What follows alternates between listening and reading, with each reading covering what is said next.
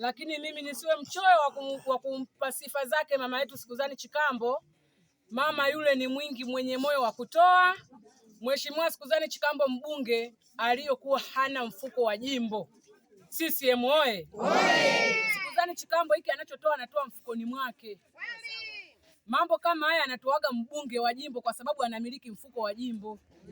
Lakini yule mama kwa kuwa na uchungu na watoto wake, na ndio maana huwa anasema palipo na mwanamke anakumbuka mengi. Anavyowaona hao wanafunzi wakivuka pale anajua amevuka mtoto wake. CCM oye! Akaguswa akasema kabla ya lazima nionyeshe jambo la kuwaokoa wanafunzi wangu. Wanafunzi moto. Mama Chikambo oye! Yaani kama Sikuzani. Lakini hata sisi wanawake ndio maana tumejaa leo. Mazumuni yetu tumpate mwanamke kwa sababu tunajua mwanamke ndio mwenye uchungu kuliko mwanaume. Vita ikija leo sisi tunabaki na watoto wetu, hao wanaume wanakimbia, anasema chinga lombele mbujongai yoyo.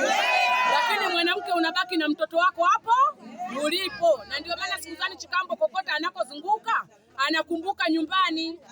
Yule ni mbunge wa Tanzania nzima.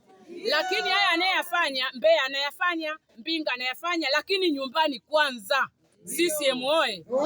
Tukae, tumuombee pumzi ndefu mbunge wetu Sikuzani Chikambo, na ndio kula zetu tulielekeza kwa Sikuzani Chikambo. Uongo? Kwa hiyo leo hii tukae tumshangilie kwa sababu tiki yetu tulimpigia yeye. Atupeleka sehemu nyingine. Sio wanachama wa Chama cha Mapinduzi na tusio kwa wanachama wa Chama cha Mapinduzi, tumesimama hapa leo kwa ajili ya jambo hili la kutekeleza utekelezaji wa ilani ya Chama cha Mapinduzi kwa kupitia viongozi wetu, ambaye ni kiongozi wetu Sikuzani Yasini Chikambo ambaye ni mbunge wetu, lakini pia diwani wetu Mheshimiwa Aloisi. Nani kama Aloisi? Hakuna.